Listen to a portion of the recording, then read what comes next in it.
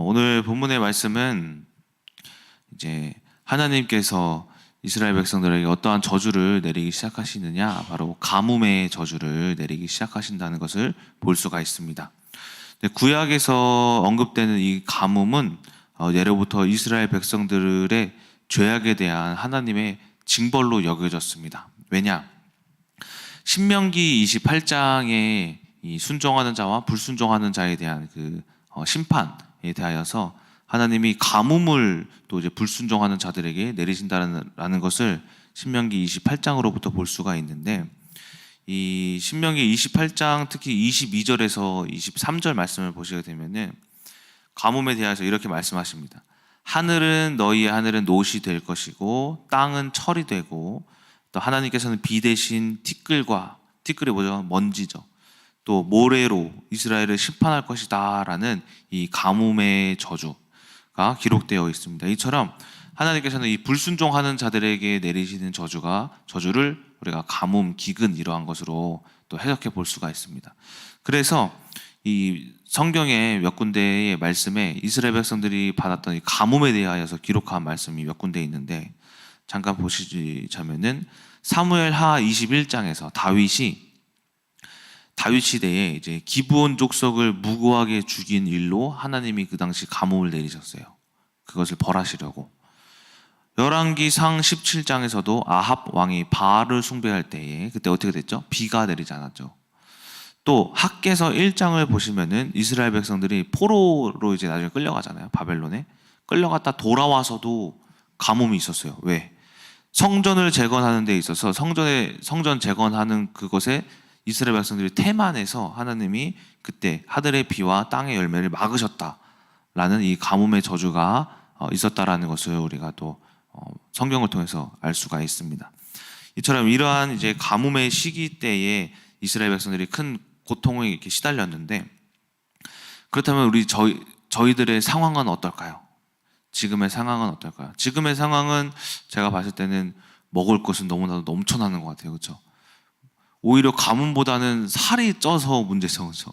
저도 이게 살이 쪄서 이렇게 문제인데, 그래서 이제 제가 봤을 때는 지금은 우리가 어떤 육체적인 먹을 것에 대한 문제보다는 어떤 것이 문제라고 생각하느냐, 바로 마음에 말씀이 없는 영적 가뭄이 문제다라고 생각을 합니다. 그것이 바로 호세아서 8장 11절의 심판입니다. 한번 제가 읽어드리도록 하겠습니다. 호세아가 아니라 아모스. 주 여호와의 말씀이니라. 보라, 날이 이를지라. 내가 기근을 땅에 보내리니 양식이 없어 주림이 아니며 물이 없어 가람이 아니요 여호와의 말씀을 듣지 못한 기갈이라 라는 말씀입니다. 즉 지금 이 시대에는 어떤 먹을 것으로는 너무나도 많이 발전을 해가지고 이 외국 사람이 한국에 오면은 한국에는 먹을 것이 너무 많다고 이렇게 말하면서 좋아할 정도로 지금 저희들의 이 시대에는 먹을 것이 풍족한 시대입니다. 하지만 이 아모스의 말씀과 같이 무엇이 부족하냐면은 바로 말씀을 듣지 못하는 그 시대에, 말씀이 부족한 시대에 영적인 가뭄이 오는 것이 문제다라는 것입니다. 최근에 여러분들이 이제 뉴스를 보게 되면은 굶어 죽었다는 말라는 그런 뉴스는 듣기 힘들잖아요, 그렇죠? 그런데 어떤 상황의 뉴스들을 가끔씩 접하게 되냐면은 누군가 자살했다, 누군가 뛰어들었다, 어떤 사건으로 인하여서 어떤 극단적인 선택을 하였다라는 뉴스를 종종 보게 됩니다. 특히 이 근래에 이슈가 되었던 어떤 사건이 있었죠. 초등교사, 그렇죠? 그 사건 있죠. 그 사건도 보니까는 뉴스에도 막 등장을 하고 아직까지도 이렇게 해결이 안 된 것으로 보이는데, 그 사건의 어떤 정황이 정확히 밝혀지진 않았지만은 지금까지 밝혀진 바로는 어떤 초등교사 23살 갓 부임한 초등교사가 이 초등학생을 가르치고 있다가 그 아이들의 부모님들이 그렇게 압박을 했다고 이야기를 합니다. 그래서 결국에는 지속적인 그런 갈등과 민원과 압박과 어떤 과한 요구사항 이런 것으로 인하여서 결국에는 이제 힘든 이런 극단적인 선택을 했다라고 하는데, 우리가 근데 이 안에서 이 학부모님들의 탓을 할 수가 없다라는 거예요. 왜냐? 우리도 똑같이 그런 문제를 만날 수 있기 때문이다라는 거예요. 우리도 똑같이 학부모 탓을 한다면 그냥 사람 탓만 하게 되는데, 우리도 마찬가지로 이 극단적인 선택을 하는 데 있어서 남 탓을 할 수가 없다라는 겁니다. 왜냐? 우리가 무엇을 알기 때문에? 흑암을 알기 때문에. 그러니까는 이 초등교사의 어떤 그 사건은 굉장히 안타깝지만은, 우리가 그 안에서 볼 수 있는 게, 아유, 저런 학부모들이 다 있어. 아유, 초등교사는 왜 저렇게 그래도 힘들어도 그렇지 좀 참지 그랬어? 라는 해석보다, 누가 그들을 저렇게 만들었을까? 라는 것을 우리가 볼 수 있는 것이 바로 영안이라는 거예요. 그러니까 학부모들과 초등교사의 그 사건, 그 생각과 마음 모두를 누가 속인 거냐? 흑암이 지금 속이고 있다라는 거예요. 근데 그 안타깝게도 초등교사의 그 마음 속에는 뭐가 없었을까요? 말씀이 없었을 것이다 라고 볼 수가 있습니다. 자, 그래서 우리도 각자 다른 환경에서, 다른 장소에서, 다른 문제로 넘어질 수가 있는 것이다. 왜? 말씀이 없을 때에 우리가 넘어질 수 있는 것이다 라는 겁니다. 저도 마찬가지죠. 저도 제가 제 삶을 살아가면서 가장 큰 일이 두 개 있었는데, 말씀이 없었던 일이 크게 두 개 있었는데, 첫 번째가 결혼해서 말씀을 잃어버린 거예요. 나를 흑암이 속이는데 그걸 알지 못하니까는 말씀이 없어서 이기질 못하는 거. 그리고 결혼해서도 특히 주식해서 돈 많이 잃었을 때, 그때 굉장히 힘들었어요. 저는 자살 생각을 딱 2번 해봤는데, 처음에는 군대에 있을 때 상병을 달았는데 끝이 안 보이는 거예요. 야, 이 상병을 달면 이제 1년 남았잖아요. 이 짓을 1년을 더 해야 돼? 어디 옥상에 올라가는데 3층이에요. 여기서 뛰어내리면 죽나? 아니, 다리만 부러지겠다. 아유, 모르겠다. 그때 한번 해봤고, 두 번째는 결혼해서 이제 주식해가지고 돈을 막 엄청 날렸는데, 그때 막 공황장애가 막 오는 거예요. 공황장애. 저는 공황장애 남일인 줄 알았어요. 근데 새벽 예배에 나왔는데 여기서 숨이 안 쉬더라고요. 저 뒤에 앉아. 숨을 어떻게 쉬는 거지? 기억이 안 나요. 어떻게 들이마시는지 기억이 안 나. 야, 그리고 매일 밤 거의 한두 달 동안 밤 11시에 이렇게 누우면은 잠을 못 자요. 한 새벽 3시까지 못 자요. 그 생각에. 곧 잃은 돈 때문에 이걸 어떻게 해야 되지? 이걸 어떻게 다시 복구하지? 아이고, 어떡하지? 그거에 어떻게 되냐면 내가 막 속아가는 거야. 아이고, 그 주식 갤러리 막 이런 데 보면은 한강물 따뜻하냐, 우리 한강에 뛰어들자, 이런 막 이렇게 모임이 있어요. 이런 일이 남일이 아니구나. 저도 한 번 들어가 봤어요. 야, 한강물 들어가면은 그러면 안 되는데. 나 아직도 뭐 자녀도 없고 가정도 거의 뭐 파탄 직전이고. 그런 생각을 할 수밖에 없던 거죠. 엎친 데 격으로. 어쨌든 이런 생각을 통해서 볼 수 있었던 것이 무엇이냐면, 말씀이 없으면 사람이 이렇게 무너지는구나. 결국엔 제가 어떻게 이겨냈냐면, 하나님 말씀 가지고 이겨냈는데, 그것이 없는 사람들의 삶은 결국에는 그런 선택의 끝을 보는 것이구나 라는 것을 그때 느꼈습니다. 자, 그래서 저희들도 한번 되돌아볼 필요가 있습니다. 우리들도 우리가 혹시 마음에 공허함이 있거나 어떤 허무함이 있거나 이런 어떤 극단적인 선택을 하는 생각해본 그런 상황이 있더라면 왜 그랬을까에 대해서 이제 생각해볼 필요가 있고, 우리가 우리의 상황을 점검해 볼 필요가 있습니다. 그래서 저는 오늘 말씀을 통해서 드릴 말씀이 무엇이냐면은 왜 사람들은 이런 극단적인 선택을 할까? 왜 그 사람들이 말씀이 없을까? 그리고 또 왜 우리들은 말씀이 들어오지 않는가? 또 들어도 마음에 남지 않는가에 대하여서 2가지 이유에 대하여서 말씀을 드리고 마치도록 하겠습니다. 우리가 왜 이제 이런 마음의 공허함과 채워지지 않는 그런 마음이 있고 어째서 그런 선택을 이제 생각하게 되는가? 바로 말씀이 없다. 그 이유 첫 번째, 언약이 없기 때문이다라는 거예요. 언약은 뭡니까? 언약은 약속이에요. 약속은 어떻게 받냐면은 소망과 어떤 상황에 소망과 희망이 있을 때에 언약이 생겨요. 근데 가장 중요한 건 소망과 희망이 없기 때문인 거예요. 그러니까 우리가 내 눈앞에 주어진 그 환경에 어떤 사람 앞에 내 삶의 삶 가운데에 말씀이 왜 없냐면은 소망이 없기 때문에. 그러니까 소망에 대한 생각이 없는 거야. 하나님이 나를 어떻게 해결해 주실 것이다 라는 그런 어떤 해석이 되어 있지 않다라는 거예요. 해석. 그러니까 제가 민정사모랑 함께 살아갈 수 있었던 이유가 뭐냐면, 만약에 소망이 없었더라면 이혼했어요. 끝났어요. 무슨 소망이 있었냐면은, 이 사람을 우리 어머니처럼 키우려고, 우리 어머니도 그렇게 악하고 그렇게 막 혈기가 엄청 많고 그렇게 우리 이경호 목사님을 막 그렇게 했는데, 우리 민정사모도 똑같이 나를 그렇게 대함으로써 나를 키우고 민정사모를 하나님이 키우시려고, 그래서 저 사람을 저렇게 만드셨구나. 그 해석 때문에 제가 뭘 잡았냐면 희망. 하나님 엄청난 영적인 사람으로 키울 것이죠. 그렇기 때문에 제가 하나님께 소망을 가지고 또 언약을 잡습니다. 약속하십시오. 저도 그 안에서 깨어나겠습니다. 하다 보니까 지금 이 자리까지 오게 됐다라는 거예요. 지금 얼마나 많이 좋아졌고 저도 얼마나 많이 민정사모 덕분에 성장한지 몰라요. 그런데 만약에 소망이 없었다, 아마 끝났을 것이다 라는 거예요. 또 한 가지, 제가 희망과 소망이 없었던 적이 한 번 있었어요. 또 언제냐면은 우크라이나 선교 갔을 때, 대학교를 졸업을 하고 잠깐 방황을 했어요. 대학원을 가기 싫다 이런 거예요. 또 그 아일랜드 가기 전에 또 그런 일이 있었거든요. 생각이, 대학원을 가기 싫다. 그냥 대학교도 겨우겨우 졸업했거든요. 솔직히 말해서 학점을 말씀드릴 수도 없을 만큼 부끄러운 학점으로 졸업을 했어요.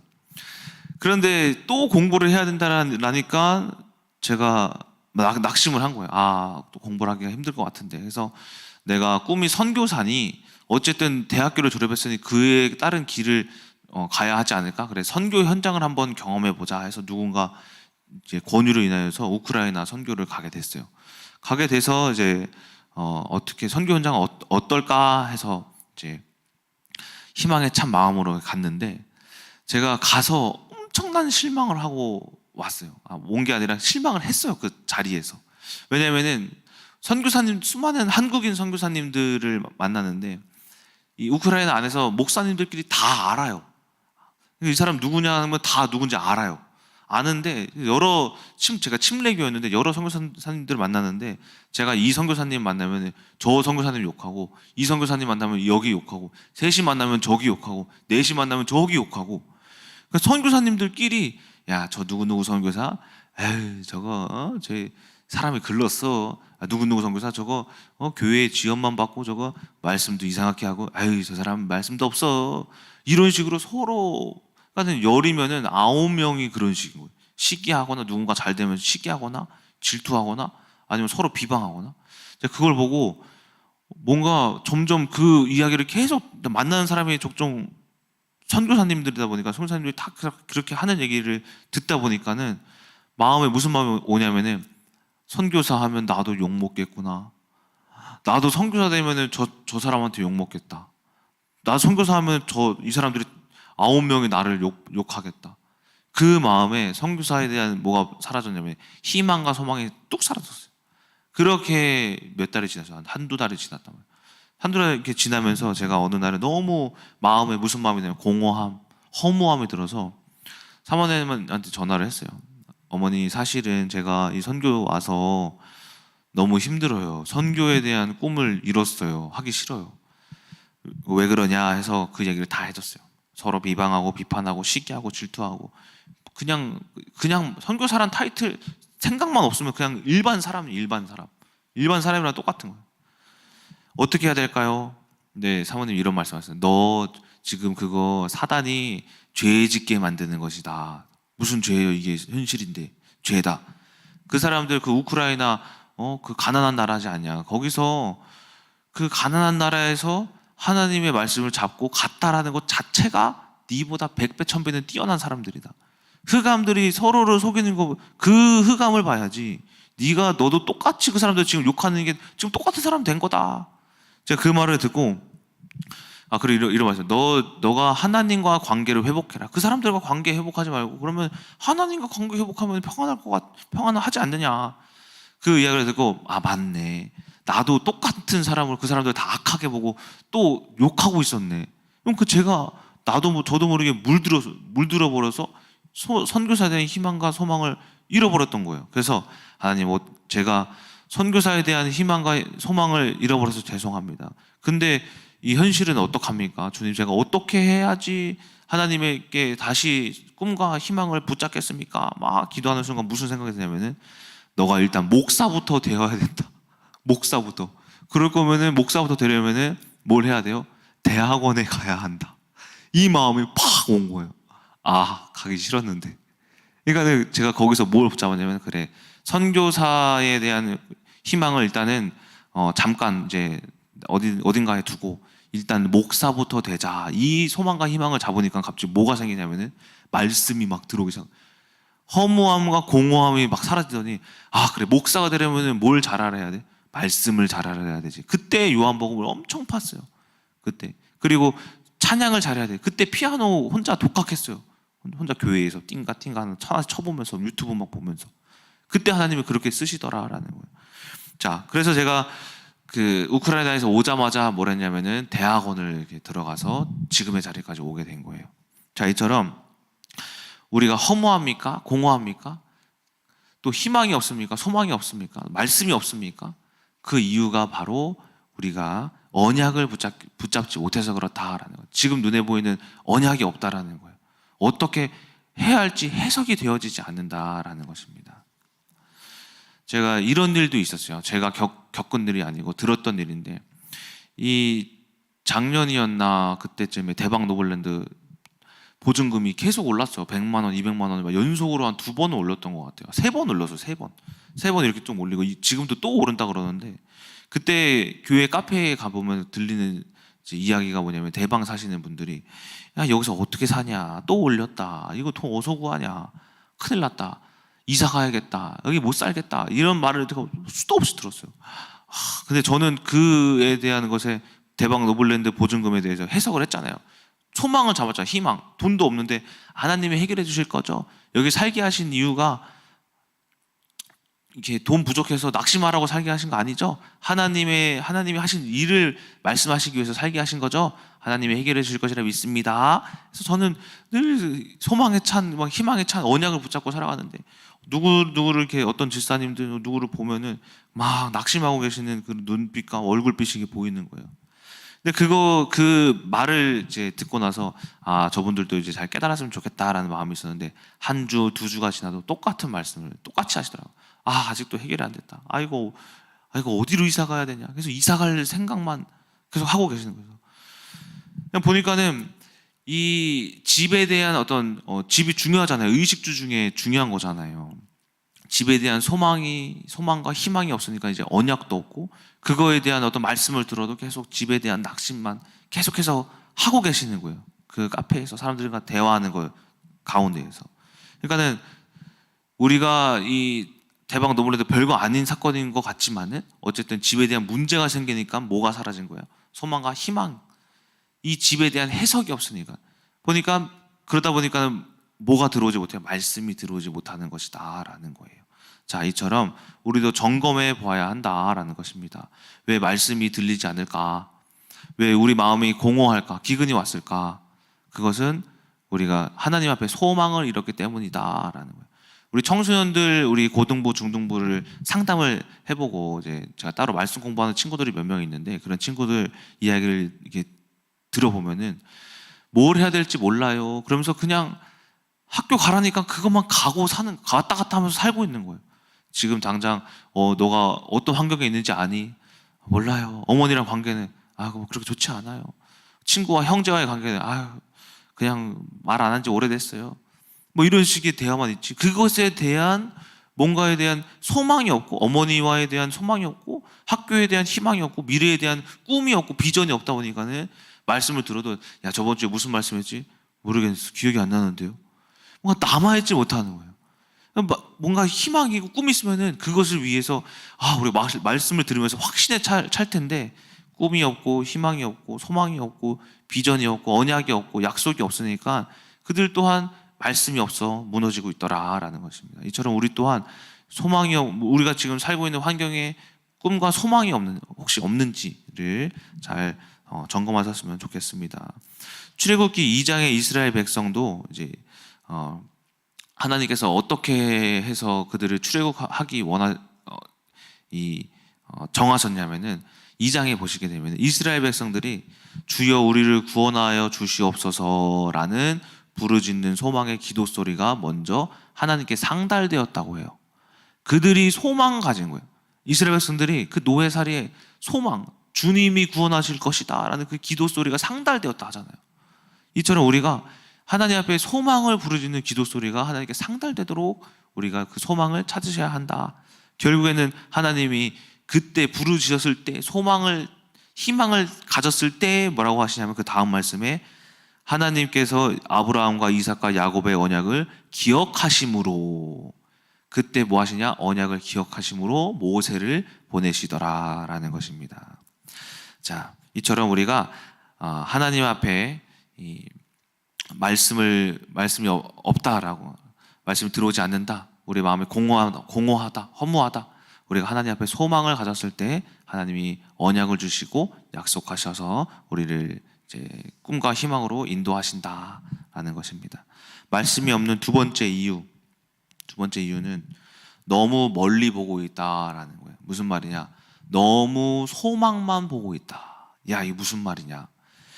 본립도생이란 말이 있어요. 본립도생. 이 본립도생이 한자어인데 근본본 설립 길도 날생이란 뜻이에요. 그래서 무슨 뜻이냐면은 기본이 바르서야 길 또한 자연스럽게 생긴다라는 논어의 학의에서 나오는 말이에요. 그러니까 너무 멀리 보고 있다. 소망과 희망 가지라면서요. 근데 너무 멀리 보고 있어서 또 말씀이 없다고요? 무슨 말이냐? 제가 민정사모와의 관계에 이제 소망과 희망을 가졌었다고 했죠. 처음에. 이 사람이 우리 사모님처럼 영적인 사람으로 변할 것이다.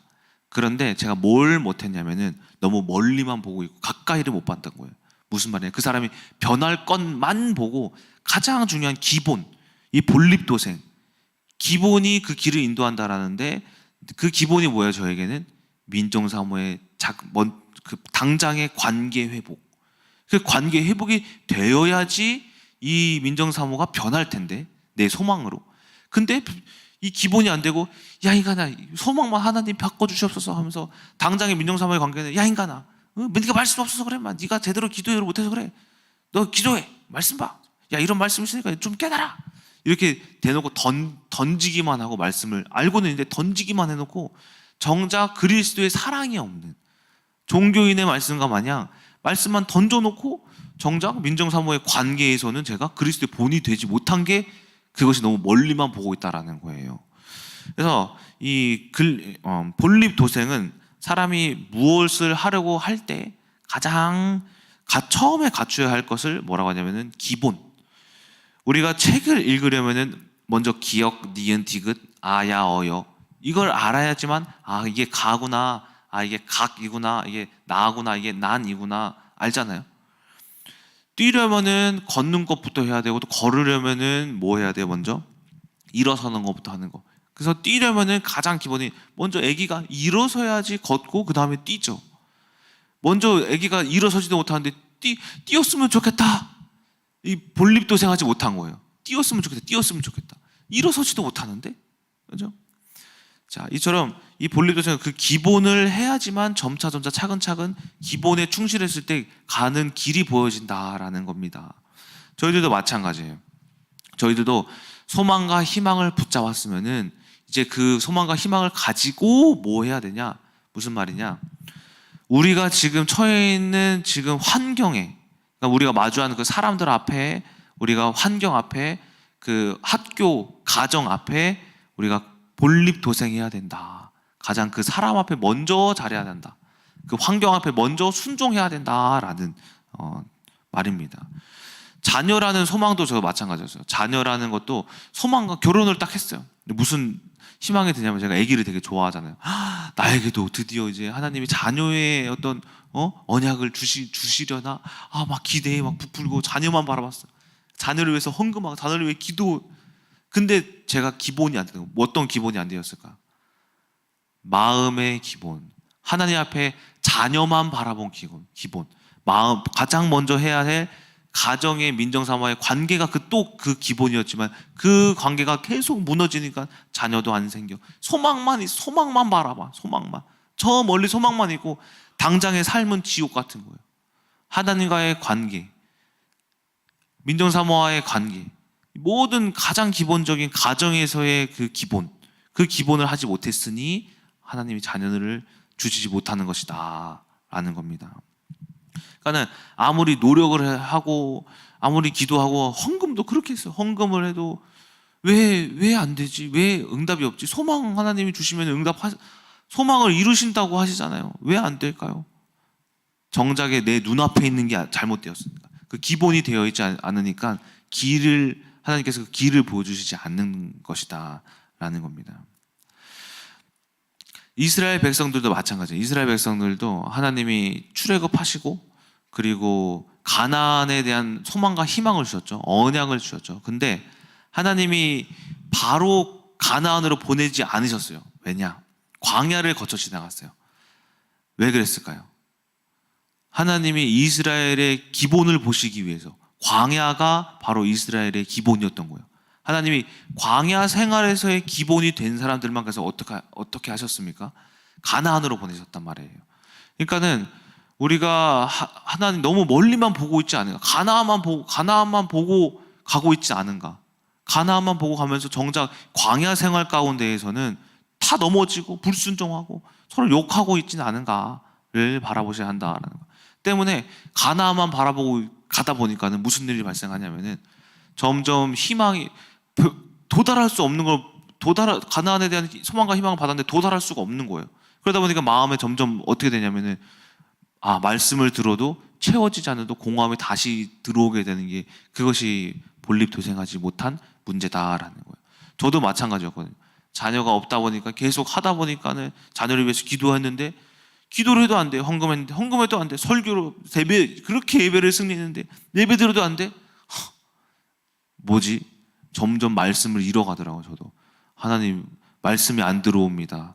왜 희망 소망 주시면서 자녀에 대한 소망 주시면서 왜 응답을 안 해주십니까? 하나님 안 살아계신 거 아니야? 없는 거 아니야? 점점 그 마음으로 빠지게 된다라니까요. 이처럼 우리가 너무나도 멀리 보고 있지 않은가를 한번 생각해 보셔야 한다라는 겁니다. 하나님은 가장 기본에 충실한 자에게 응답을 주시고 가장 기본에 충실한 자에게 소망을 이루신다라는 것입니다. 지금 여러분들이 가장 여러분들이 해야 될 기본이 뭐냐면은 지금 마주한 환경이다라는 거예요.